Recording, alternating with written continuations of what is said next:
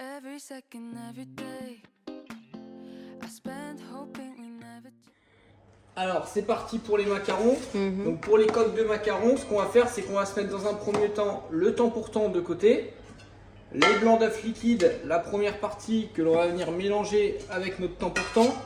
Donc surtout on corne bien le cul de poule. Et on vient mélanger à la spatule. Ou alors si vous avez le batteur, à la feuille à la main, vous pouvez. Donc il va falloir que ça fasse une belle pâte bien homogène. Voilà, on va chercher la poudre sur les côtés. Donc le temps pour temps, c'est un mélange poudre d'amande et sucre glace, tout simplement. Et il faut que ça fasse une belle pâte.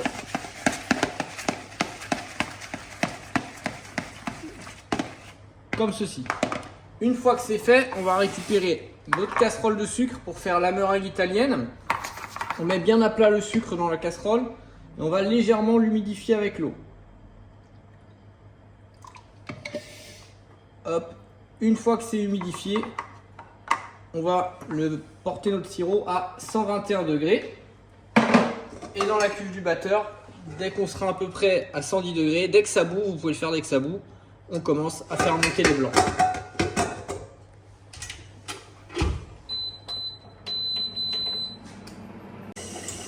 Donc une fois que notre sirop était à 110 degrés, même presque porté à ébullition, vous pouvez le faire, vous lancez vos blancs. Et une fois que c'est à 121 degrés, on va pouvoir verser notre sirop pour la meringue sur les blancs en neige. Alors pour ceci, on se met en première. Et on va verser délicatement sur les parois en filet. Pourquoi? C'est pour pas brûler les blancs d'œufs. Et on réduit le batteur en première vitesse pour pas en mettre partout. Sinon le sirop va éclabousser.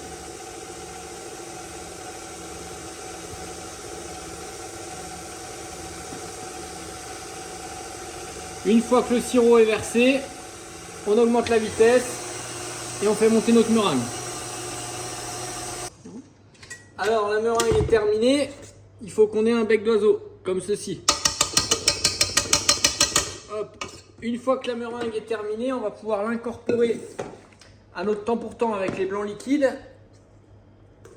Donc on prend notre meringue, on l'ajoute directement. Vous pouvez mettre la totalité, c'est pas un souci. Dans le temps pour temps, pardon.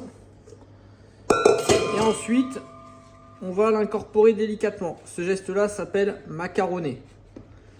Une fois qu'on a notre préparation qui est homogène et lisse, on va pouvoir la pocher pour réaliser nos petites coques de macarons.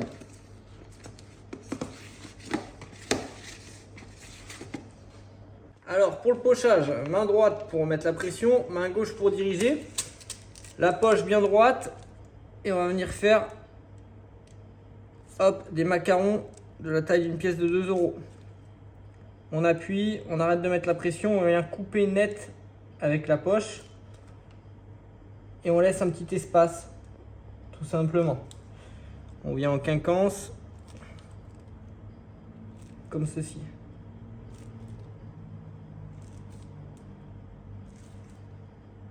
Alors pourquoi on vient en quinconce? C'est pour que la chaleur se diffuse mieux et que ça ne se touche pas lors de la cuisson.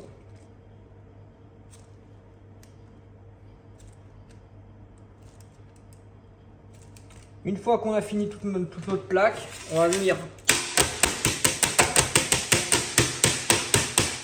la taper légèrement pour que ça s'étale. On laisse croûter avant d'enfourner 1 heure. Et une fois qu'il y a une fine pellicule parce que l'air est venu altérer le macaron, on va pouvoir l'enfourner à 160 degrés maximum.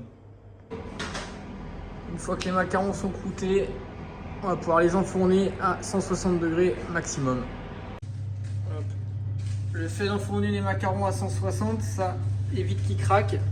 Si la chaleur du four est trop forte, les macarons vont craqueler, ils vont pas être beaux et il va falloir qu'il y ait la belle colorette. On va voir ça juste après. Donc là, les macarons sont en train de cuire. La colorette exactement, c'est ceci que l'on doit avoir sur la totalité de nos macarons. Donc là, pour garnir les macarons, on va se faire une petite compote de pommes. Donc on va éplucher les pommes. Ensuite, on va les couper en morceaux et on va les faire réduire à la casserole pour faire notre compote.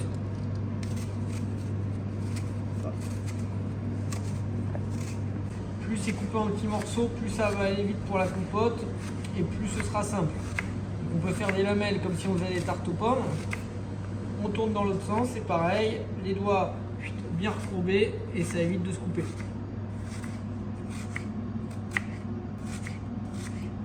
Et ensuite, on met le tout dans la casserole. Alors, une fois que les pommes sont découpées en petits morceaux, on va mettre un léger fond d'eau pour pas que ça accroche, à peine hein, dans le fond d'eau de casserole. Et on va ajouter le sucre avec la cannelle, ce qui va donner le goût et resucrer légèrement les pommes. Voilà. Et ensuite, on va les réduire jusqu'à avoir une belle compotée.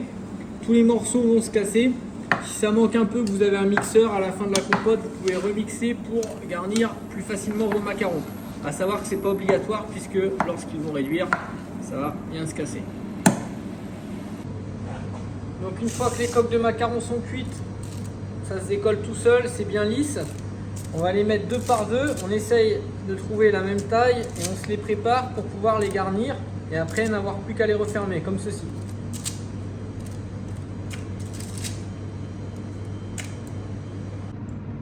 Une fois que vos macarons sont tous préparés et retournés, on a mis la compote en poche.